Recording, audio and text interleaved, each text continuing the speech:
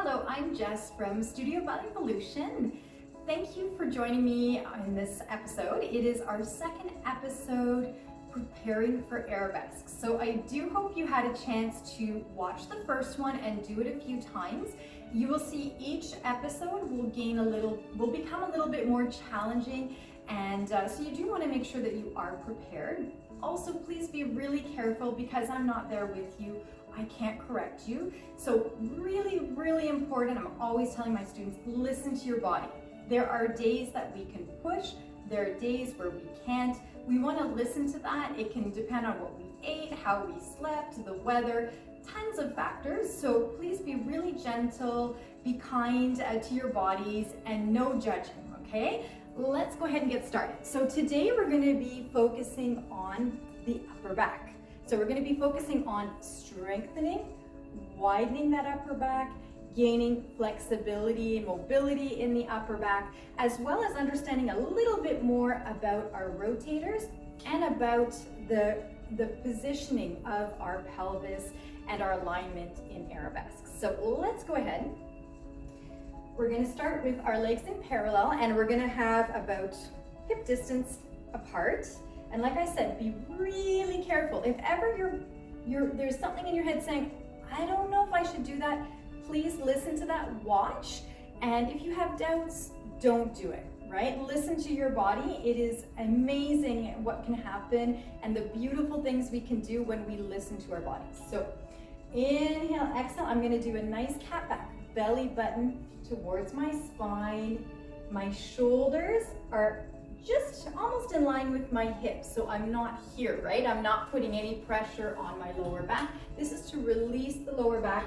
I want to feel really wide in the shoulder blades, wide in my pelvis, in the back, in the lumbar spine, all of that, and gently rolling up, feeling that feeling in the floor, right? I've talked about that in previous videos, of that melting from the soles of the feet, that feeling of having a beautiful fountain coming out of the head.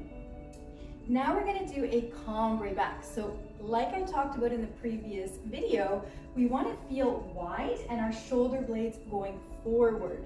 So we want to feel, and the chest is really nice and open. Head is towards me. Inhale, exhale, and I'm lifting up and going forward with my shoulder blades, forward with my chest, and I'm keeping this really straight. So that's super important for arabesques, right? We don't want to be sinking in the lower back. We have to lift up and out of our lower back. So this is great to practice. So inhale, exhale, let's do that one more time, just going back, and you see this is flat. I'm not sinking. Good. So you could do up to like 4 of those. I'll just do one more. Inhale, exhale. You can take your time, go nice and slow till you wake up all those muscles. Inhale, exhale, keep feeling that melting feeling under the soles of the feet. I have a little fire here, so I'm not sinking in my legs. And I come up straight, and let's do one last cat back. And rolling up. Fantastic. So, as you can see, I have a guest here with me. We call him Mr. Bones, my students and I, and he comes in handy to really understand how our body moves, how the bones move, and if ever you're feeling like a tension or that there's a blocking, it's often because we're not moving correctly. So you never want to push through that. You want to work with your body. So I just wanted to use Mr. Bones here to show you about our spine before we go ahead and work a bit on our 4th arabesque, that spiral. So as you can see, he's got his spine here, but it actually goes quite deep. I'm going to try to bring him in a bit closer so you can really see. So he's not a very big person, right? But you see how deep his spine. So this is his spine right here, and this is his pelvis. So his spine is actually going quite deep. So it's not just here, your spine, it's actually like almost into here. So if you focus on that when you're moving, you're gonna feel how you're engaging your abdominals and feeling that spine at the same time. So we really wanna work from a deep place when we're lengthening our spine and when we're doing a rotation. So let's go ahead and try those spirals, knowing that the spine is much deeper than you thought. So we don't want to move from the rib cage, we want to move from deep inside the spine. And we also want to be aware of our headlights, right? Headlights facing front, and we don't want to be twisting and pulling away and putting pressure on those knees. So it doesn't matter how far you rotate, it's about moving from the correct place. So first of all, you can just start with having a hand in the front, like on your stomach, and one in your back, and spiraling from there. So in between where your two hands are is where you're spiraling. So really nice and deep inside your core. So let's go ahead and try it a few times. So we're gonna have our arms in second position in allongé. Inhale, lengthening, feel that fountain, and keeping those two hips straight. We rotate and we come back. Make sure you inhale and exhale. So we're not letting the pelvis go. So if I can only go to here, that's where I stop. It doesn't matter how big your range is, it's about keeping your alignment, right? Let's do that again. Inhale, exhale, looking forward for now. Good. And a beautiful second position. Let's do that again. Lengthening through the spine. So like I said, it doesn't matter how far you go, it's about proper alignment and coming back. Fantastic. So that's going to really help you prepare the spine for fourth arabesque. So now that we understand how to create that kind of spiral in the spine, which is so important for arabesques, and we've also warmed up our core muscles and our spines, let's go ahead and work on activating the muscles between our shoulder blades, opening the chest to get that beautiful arabesque, right? Because when we're doing an arabesque, we don't want to be all hunched in, right? We want to have that beautiful alignment with the nice wide back, wide chest, nice and open, and that's going to help you to get the leg higher and better placed. Also as well, right? We love to have ballet posture. It looks beautiful when we're walking, it's graceful, it makes us look taller, and it is just fantastic for all your dancing. So engaging between the shoulder blades, like having that width, and the upper back engaging is going to help your pirouettes as well, your extensions to the front and to the side. It really helps your ballet in general. So let's go ahead. So we're going to start with a more simple version. I'm going to have my feet in first position, pointed from the soles of the feet. I'm lengthening my quads, I'm lengthening my hamstrings, I'm engaging my rotators, and I'm feeling that little fire where my glutes and hamstrings meet. I want to feel that belly button coming off the mat, trying to come off the mat towards the spine. Trying is the key word. It doesn't have to come off the floor, but we're lifting so that we're not putting any pressure in our lower backs, just like in the cambrai we did earlier. So we're going to have our arms above our head. Inhale, exhale. We're opening and widening. So the key is widening. I'm not trying to lift my shoulders. I'm not trying to scrunch my shoulder blades together. I'm trying to separate my shoulder blades and have them widened. And I want to keep a nice 90-degree angle. So from here, I'm going 90 degrees. Now, if your shoulders don't allow you to have your elbow on the floor, that's fine. Lift your elbow slightly. Never, ever force your body, okay? So let's go ahead and do 4. You can work up to 10. Inhale, exhale.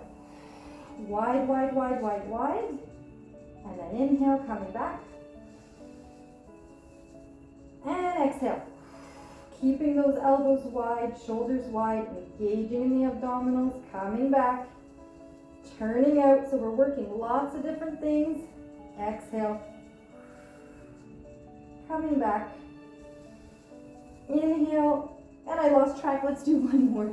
Exhale. Lengthening the cervical spine here as well, and coming back. Great, so you can stop there, or if you want a bit of a challenge, you can follow me. We're going to do the same thing, but the arms are going to come off the floor, so that means you need to engage even more the transverse abdominals, engage your obliques, lifting that belly button towards the spine. Here we go. Inhale, exhale. Head is slightly off the floor. And coming back, inhale, turning out those legs. If you want an extra challenge, flex And point from the soles of the feet. Not bending those legs, but you don't have to add the legs in there. You can do just the arms. Good. Exhale. Inhale. Exhale. Inhale. Let's do one more. Exhale. Wide, wide, wide. Fantastic. So that you could work up to 10 eventually. Beautiful. Now I'm going to go and grab a TheraBand. So we're going to go ahead and do an exercise with the TheraBand. If ever you feel like your shoulders don't like to be opened too much, please feel free to just watch, or you can do the version I showed in the previous video where you just have your hand against the wall and you're gently spiraling away to get that opening in the chest and to feel that shoulder blade going forward, right? So this one is a little bit more difficult. You can do it sitting, standing, cross-legged, whatever you want, but please be careful for the spine. So we don't want to lose our lower backs, right? So important not to put any pressure. So whether you're sitting like this, or you're sitting cross-legged, or you can do it standing, you want to make sure that your lower back stays neutral and that we don't let our rib cages pop open. So if you've never done this before, or if you have any kind of discomfort in your shoulder, I recommend just going up to here and coming back down. You're still working your core muscles and we're still widening and strengthening that upper back. If you don't have any issues or you feel like challenging yourself, you can not letting the rib cage go. So I'm really feeling those obliques, like someone's giving me a hug from the behind and gently wrapping. So we're never forcing anything. And I'm going up, gently opening, coming back, but constantly lengthening through the spine. I feel my abs working and I'm lengthening and widening the shoulder blades. So I'm not compressing them or pushing them together. So I'll show you from the back. I'm not doing this, right? I'm doing wide and back. So I'm trying to really stop them from doing what we call sometimes in ballet, those chicken wings, when your shoulder blade goes back and not flat. So now that we've gotten our upper backs to wake up and we feel them activating, let's go ahead and work on our legs and the stability of our pelvis. So we're going to start in like a position on all fours, and we're going to engage our core just like we were doing, lengthening the spine, and we're going to let one leg come out. I'm in parallel right now, okay? Really important to first understand how to keep the pelvis neutral. When I'm moving as if a string is pulling me from my hamstring, and then when I come back, someone's moving my hamstring. So we don't want to overactivate our quads or our hip flexors. So we're going to do that. Let's do it twice on each leg just to get the feeling. So I'm lengthening through my spine. I'm moving from the hamstring, coming back from the hamstring, engaging my core. So you shouldn't feel it really tightening in the front. Be really aware of that we're lengthening through the spine and really move from the hamstring so that you don't overuse those hip flexors. Good, let's do one more time. So important when we're doing an arabesque to use our hamstrings. Here we go, one more time. Fantastic, now we're gonna add, if you want, you can just do those, or if you want a little more difficult challenge, you can do the arm and leg just on the floor at first, making sure that the hips don't move. So I'm not letting my pelvis move, right? I'm keeping my shoulders and hips in line, which really forces you to use your transfers. So here we go. Let's do the other side. And then if that you feel comfortable, you can lift the leg. So you're keeping the pelvis square, coming back in, trying not to move the pelvis, lengthening through the fingertips. Pelvis is not opening, right? We're really trying to activate our hamstrings, feel the alignment of our pelvis, and coming back in. Let's do one more time each side.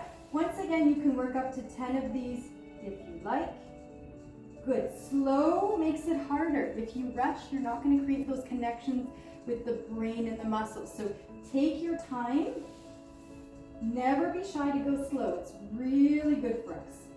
And coming back in. Beautiful. A little child's pose. And we're going to do 2 more exercises. So this one I did in a previous video. This is to really help us activate our turnout and understand how much our hamstrings are working in an arabesque, in turnout. So we're going to have our head on our hands, belly button towards the spine, and I'm going to bring my legs up without moving the pelvis. So I'm not lifting, I'm not turning. So what does that mean? That means I have to listen to my turnout. If my pelvis wants to lift, that means I'm trying to turn out too much. Listen to your body. If this is your turnout, keep your legs there, and most importantly, keep your hips on the floor. Don't force anything. If you can't have your legs together, keep them open, but keep those hips on the floor. Okay, here we go. We're gonna do just 3 today, but you could work up to like 10 if you wanted. Widen the shoulders, belly button towards the spine. Inhale, exhale. Feeling that we're moving from the hamstrings, the glutes, and exhale. And again, lifting the belly button, widen the shoulders, exhale. Inhale, exhale, going down. Fantastic. Let's do it again. Inhale. And exhale. So like I said, if you feel you can only do this, that's perfectly fine. Just don't let the pelvis lift off the floor. You're still working your muscles, you're still getting a great workout, and you're building up to what you'll be able to do later. Fantastic. So to finish, we're going to try to combine that feeling of turning out with the leg lifting. So what's really, really important is to learn your body. So everybody's body is different. There are different, if I'm not mistaken, 4 or 5 different hip socket, like the joint with the femur. You can have 2, one hip socket and femur different than the other. So the rotation in one leg might be greater than in another leg. You need to learn to respect that and to work with it and not force one leg to be the same as the other, right? If we're not made the same, we have to embrace that and work with it. So it's really important that you learn your body and you learn how to work to the best, to your best ability with your body. So what we're going to do is, once again, in this position, we're going to take a parallel, and then you're just going to rotate in the socket, but without letting this hip move. So that's where you're learning your range of motion for the moment. So I engage my abs, and I'm rotating without moving my hip, and back. Just rotating, and back, and in. Same thing on the other side. Rotating, and back, and I'm always moving from the back of my legs. It's my hamstring, and then I'm doing that spiral. So now we're going to try it with lifting the leg. So we're here, keeping that pelvis neutral. I'm engaging from the hamstrings and the glutes, and I'm rotating and coming back. Lengthening through my spine, rotating and coming back and in without moving the pelvis. So we're really working our core muscles at the same time. Lifting, rotating from the back of the leg, spiraling out, back of the leg, spiraling out. Good. Coming back. And you can repeat that several times on each side, and it's really going to help you to feel your range of motion per leg for that arabesque. To finish, just so you can feel what I meant. So when I have my, for example, first arabesque, this is the range I have, and I'm moving, doing that spiral from the rotators, and I'm not moving my hip. When the leg is on the floor, you should have your 2 hips forward and feel that beautiful spiral. So that's something you can practice as well when you're doing your battement tendus in class, When you're doing a rond de jambe, work on those hips staying forward and really engaging the rotators, the hamstrings, and that beautiful spiral. So I hope you enjoyed this video. I will be posting a few more videos on how to prepare for arabesques. Each one will be a little bit more challenging. Thank you so much for joining me.